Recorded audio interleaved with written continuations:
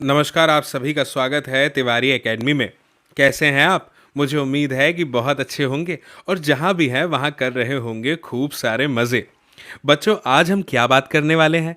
आज हम बात करने वाले हैं कक्षा 5 में हिंदी की पाठ्यपुस्तक के अंतर्गत आने वाले अध्याय 1 की, जिसका शीर्षक क्या है?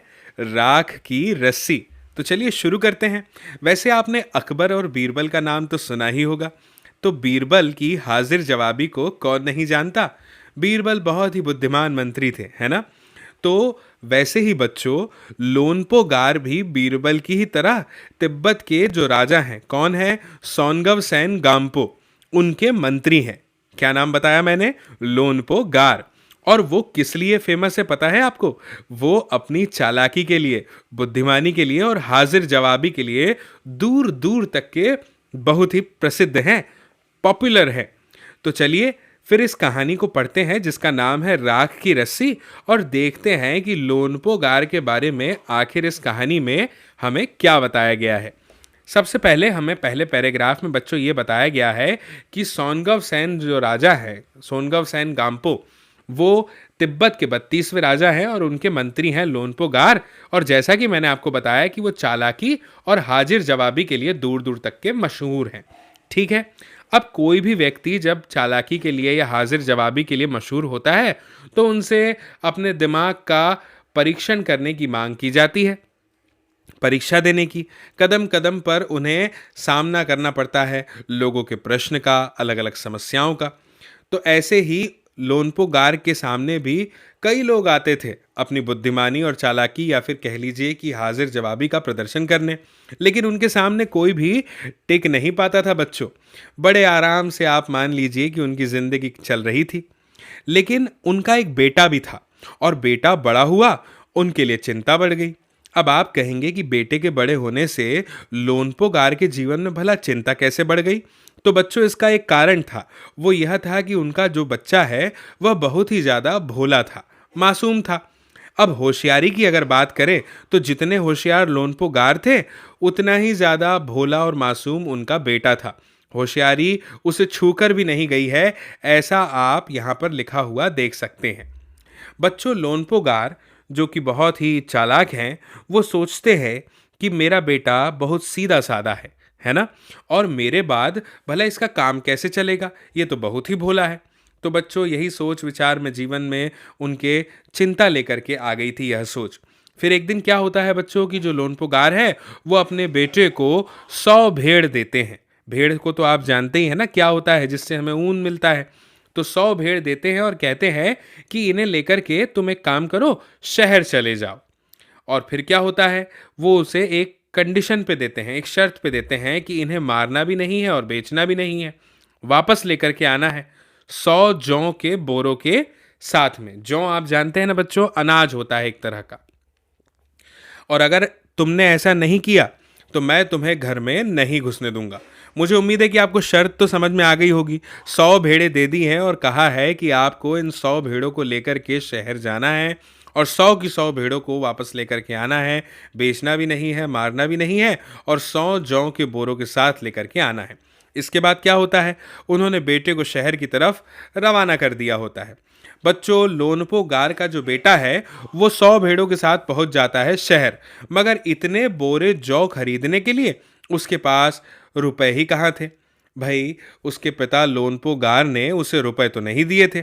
अब इस समस्या पर सोचने विचारने के लिए वो क्या करता है, सड़क के किनारे बैठ जाता है। कोई भी हल उसे समझ में नहीं आ रहा था उस समय। अब आप ही सोचिए, भला इसका क्या हल हो सकता है? जिस चीज़ को खरीदने के लिए रुपयों की आवश्यकता है, पैसों की आवश्यकता है, वहाँ तो पैसे या रुपये लगेंगे ही लगेंगे। और वह सड़क के किनारे बैठ जाता है और सोचने लगता है। कोई भी उसको हल उस समय नहीं मिलता, बहुत ही दुखी हो जाता है। तभी क्या होता है कि उसके सामने एक लड़की आकर के खड़ी हो जाती है और क्या पूछती है पता है? क्या बात है, तुम इतने दुखी क्यों हो? और लोनपो गार का जो बेटा है वो अपना हाल सुना देता है, बता देता है अपनी स्थिति को, अपनी समस्या को, कि आखिर वह दुखी क्यों है।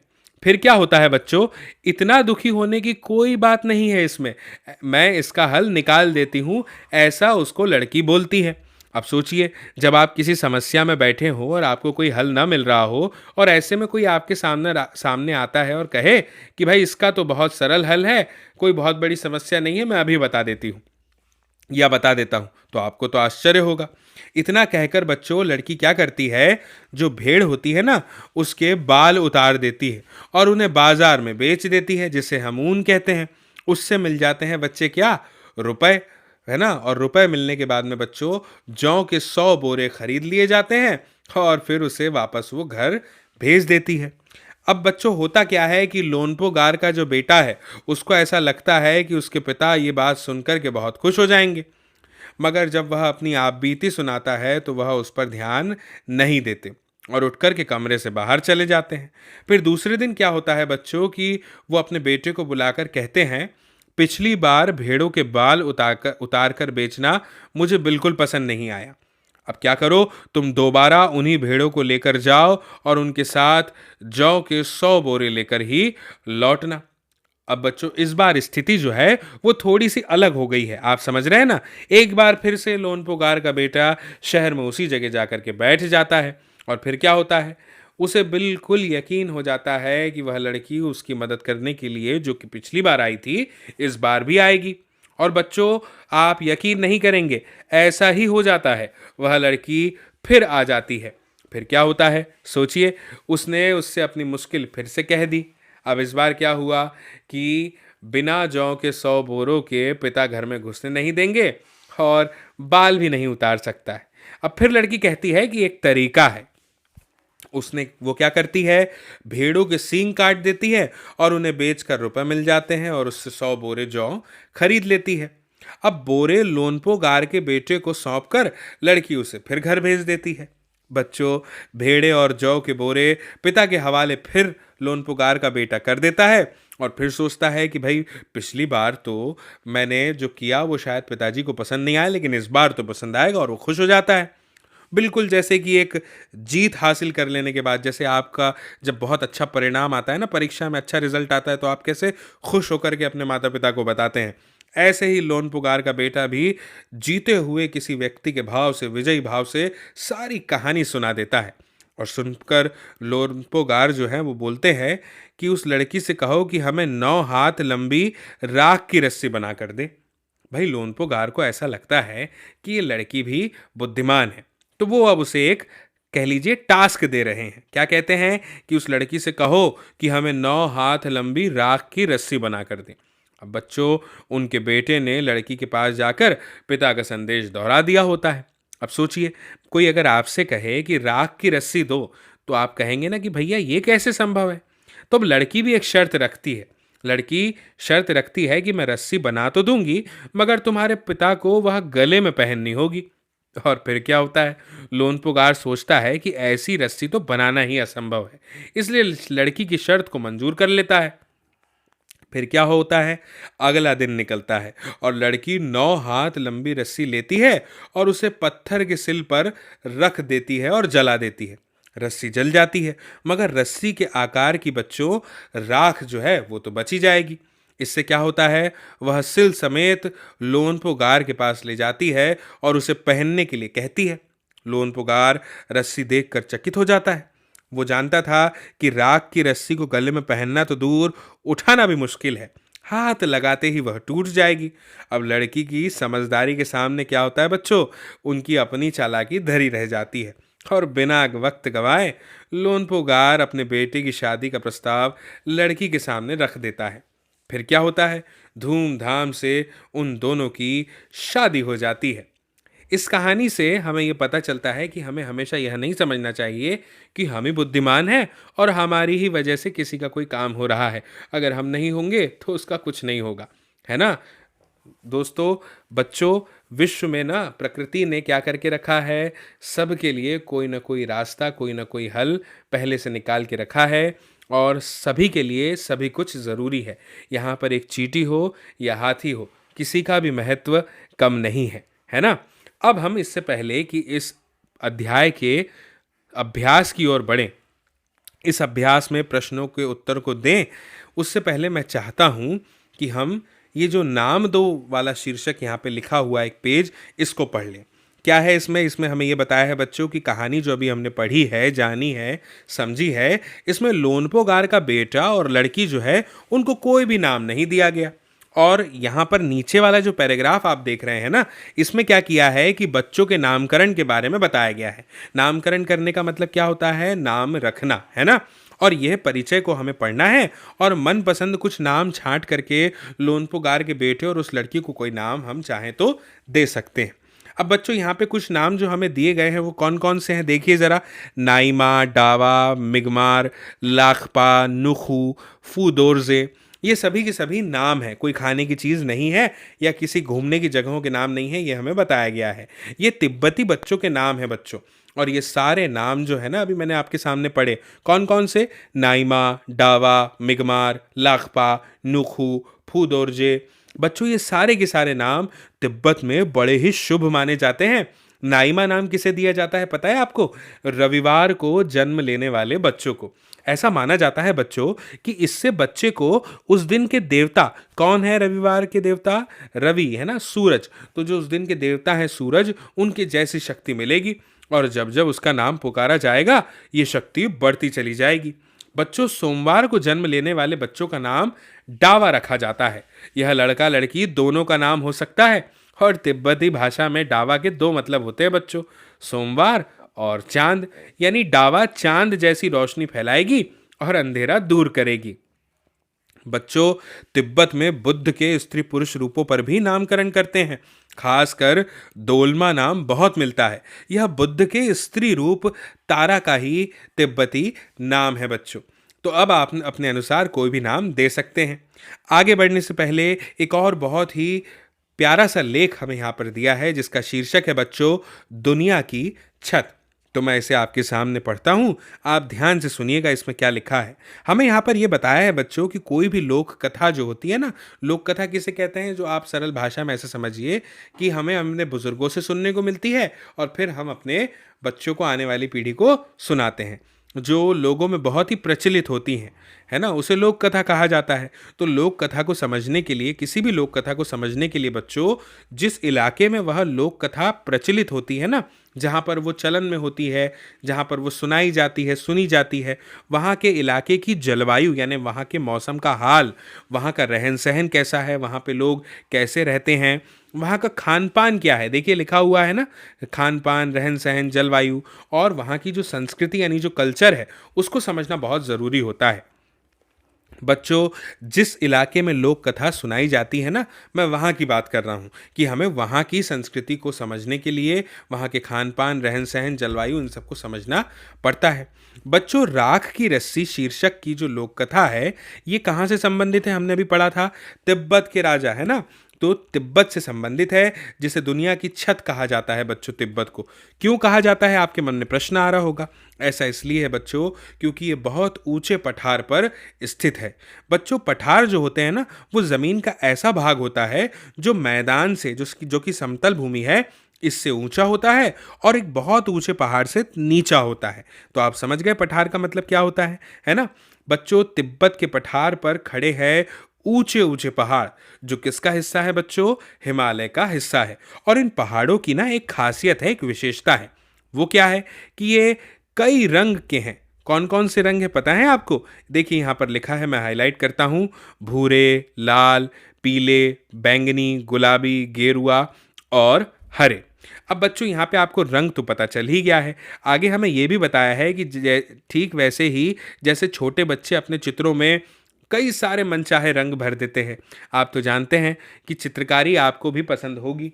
अब चित्र बनाते समय आप अपने मर्जी से नहीं रंग भर देते कई सारे, वैसे ही ये पहाड़ों के रंग हैं। बच्चों इन पथरीले पहाड़ों में तरह तरह की मिट्टी और खनिज पदार्थ हैं। सूरज की बढ़ती और घटती किरणों के पड़ने से पहाड़ अनोखे रंगों में चमक उठते हैं। अब आप सोचिए, ऐसा नज़ारा देख के भला कितना मनमोहक और आकर्षक लगता होगा, है ना? बच्चों, तिब्बत की जो हवा है ना, अगर हम हवा की बात करें कि वहाँ की हवा कैसी है, तो वहाँ की हवा में नमी बहुत कम है, यानी आर्द्र नहीं है वहाँ की हवा।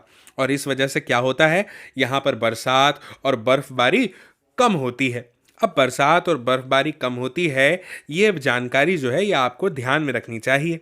खुश्क मौसम में बच्चों पेड़ पौधे बहुत ज़्यादा तो नहीं होते, और तिब्बत का जो पूर्वी भाग होता है, जो पूर्वी हिस्सा है, वो ऐसा है जहाँ घने जंगल पाए जाते हैं।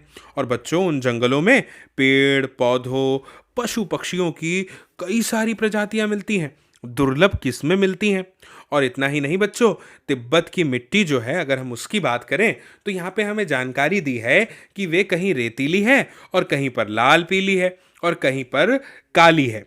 बच्चों, हमें एक जानकारी और दी है कि तिब्बत में अगर हम बात करें कि पानी की झीलें कितनी हैं, तो 1500 झीलें हैं, और ये झीलें बनती हैं पहाड़ों की बर्फ पिघलने से। इसमें क्या होता है बच्चों, मानसरोवर झील का बहुत नाम है, यहीं से सांगपो यानी ब्रह्मपुत्र नदी निकलती है।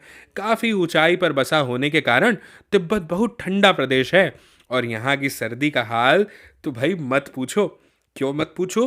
क्योंकि ऐसा लगता है जैसे किसी ने फ्रिज में डाल दिया हो, और ऊपर से बच्चों यहाँ पर तेज ठंडी हवा चल रही होती है। बच्चों, एक चीज़ और है, यहाँ के लोग जो है ना, वो हमेशा भारी भरकम गर्म कपड़े पहनते रहते हैं। अब इतनी ठंडी पड़ेगी कि हमें कोई कभी ऐसा लगेगा कि हम फ्रिज में रखे हुए हैं, किसी ने हमें उठाकर फ्रिज में रख दिया है, तो हमें भारी और गर्म कपड़े तो भैया पहनने ही पड़ेंगे, है ना?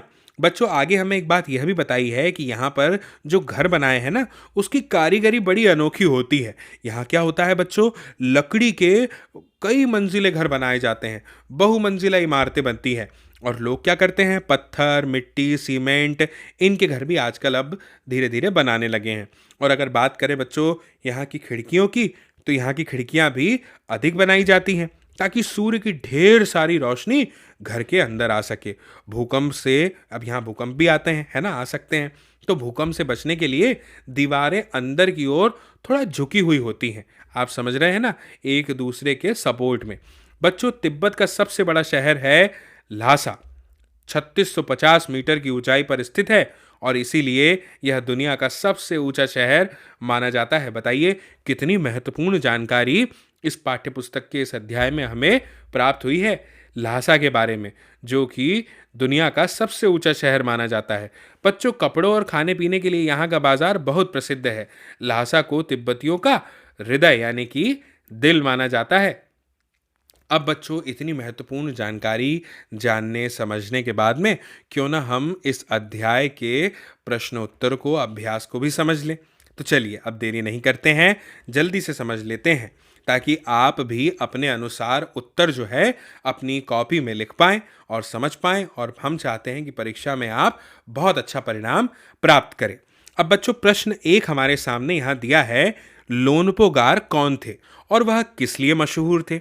इसका उत्तर हमें यहाँ पर यह दिया है बच्चों कि लोनपोगार जो हैं वो तिब्बत के 32वें राजा कौन सोनगावसेन गाम्पो के मंत्री थे, और वह अपनी चालाकी और हाजिर जवाबी के लिए दूर दूर तक के मशहूर थे। ये मैंने आपको अध्याय में पहले ही पैराग्राफ में बताया था, आपको याद होगा बच्चों। इसके बाद में बच्चों, अगला प्रश्न जो हमारे सामने है वो है प्रश्न क्रमांक 2। प्रश्न क्रमांक 2 में हमसे पूछा गया है बच्चों कि लोनपोगार के लिए क्या चिंता का विषय बना हुआ था। तो इसके उत्तर में आप कहेंगे कि लोनपोगार के लिए अपने बेटे का भोलापन ही बहुत बड़ी चिंता का विषय बना हुआ था, है ना? जो बड़ा तो हो चुका था, परंतु बिल्कुल भी होशियार नहीं था, अर्थात होशियारी उसे छू कर भी नहीं गई थी, और यही बात लोनपोगार के लिए चिंता का विषय बनी हुई थी। इसके बाद में बच्चों, तीसरा प्रश्न हमारे सामने है कि लोनपोगार अपने बेटे के विषय में क्या सोचते थे। इसका उत्तर मैंने कुछ इस प्रकार से लिखा है कि लोनपोगार अपने बेटे के विषय में सोचते कि मेरा बेटा बहुत सीधा साधा है, मेरे बाद इसका काम कैसे चलेगा, कोई भी उसके भोलेपन का फायदा उठा सकता है। मुझे उम्मीद है बच्चों कि आपको यह उत्तर बहुत अच्छे से समझ में आया होगा, है ना? अब देखिए, बात बिल्कुल सच भी तो है। भई अपने बेटे के विषय में वो यही सोचते रहते थे कि ये तो बिल्कुल सीधा-साधा है, बिल्कुल भी होशियार नहीं है, चालाक नहीं है। अब भला अगर मैं चला गया तो इसके बाद इसका काम कैसे चलेगा? कोई भी बुद्धू बना देगा, है ना? तो उसके भोलेपन का कोई भी फ़ायदा उठा सकता है और इसी बात से तो लोन-पुगार चिंतित रहते थे। इसीलिए तो उसे अनोखे काम करने के लिए टास्क भी दिए थे उन्होंने, है ना? अब प्रश्न 4 हमारे सामने है बच्चों कि लोनपोगार ने पहली बार अपने बेटे को क्या कहकर शहर भेजा था। तो बच्चों आप तो जानते ही हैं, हमने अभी कहानी पढ़ी, पाठ पढ़ा, अध्याय को समझा। इसमें लोनपोगार पहले तो 100 भेड़ दे करके नहीं कहते कि बच्चे को अपने बेटे को कि तुम्हें शहर जाना है और शहर जाकर के क्या करना है, ये 100 जौ के बोरे लेकर के आने हैं और ये जो 100 भेड़ें मैं तुम्हें दे रहा हूँ, इसको तुम्हें ना ही मारना है और ना ही बेचना है। अब ये शर्त रख करके उसे भेजते हैं। तो इसको आप व्यवस्थित उत्तर के रूप में कुछ इस प्रकार से लिख सकते हैं बच्चों कि लोनपोगार ने पहली बार अपने बेटे को शहर भेजते हुए कहा कि तुम 100 भेड़े लेकर के 100 भेड़े शहर ले जाओ, मगर इन्हें मारना या बेचना मत। तुम जब भी वापस आओ तब इनके साथ 100 बोरे जौ के भी लाना, वरना मैं तुम्हें घर में नहीं घुसने दूंगा। तो मुझे उम्मीद है आपको समझ में आ गया होगा बच्चों। इसके बाद में अगला प्रश्न प्रश्न क्रमांक 5 के रूप में हमारे सामने है बच्चों। क्या है प्रश्न क्रमांक 5? चालाक लड़की ने लोनपोगार के बेटे की मदद के लिए क्या हल खोज निकाला था? अब बच्चों हमने अध्याय पढ़ा है ना? हम जानते हैं कि जो चालाक लड़की मिली थी, उसने उसकी मदद करने के लिए अलग-अलग परिस्थितियों में अलग-अलग हल निकाले थे। पहले उसने क्या किया, भेड़ के बाल बेचे, फिर उसके बाद में उसके सींग काट कर बेच दिए और अगली बार जब उसे शर्त दी गई कि राख की रस्सी लेकर के आनी है, तो उसने एक रस्सी को पत्थर के सिल पर रख कर के और जला दिया। राख बची रह गई रस्सी के आकार में। तो अब एक उत्तर के रूप में इसे किस तरह से व्यवस्थित कर सकते हैं? तो मैंने कुछ ऐसा लिखा है बच्चों, आप ध्यान से देखिएगा कि चालाक लड़की ने लोनपोगार के बेटे की मदद के लिए भेड़ों के बाल उतारे और उन्हें बाजार में बेच दिया। उसे बालों से जो रुपए मिले, उनसे जौ के 100 बोरे खरीद कर उसे घर वापस भेज दिया। इसके बाद आप अगली बार जो उसने मदद की थी, भेड़ों के सिंग काट कर दिए थे, वो भी इस उत्तर में चाहें तो जोड़ सकते हैं। इसके बाद में बच्चों अगला प्रश्न प्रश्न क्रमांक 6 के रूप में हमारे सामने है। क्या है प्रश्न क्रमांक 6? कि दूसरी बार लोनपोगार ने अपने बेटे को शहर भेजते हुए क्या कहा था? अब बच्चों हम तो जानते हैं क्या कहा था। उसने यही कहा था ना कि इस बार जो तुमने किया वो मुझे पसंद नहीं आया। इस बार तुम्हें जो है बाल नहीं उतारने हैं, कुछ और करना है और पैसे इस बार भी नहीं दिए।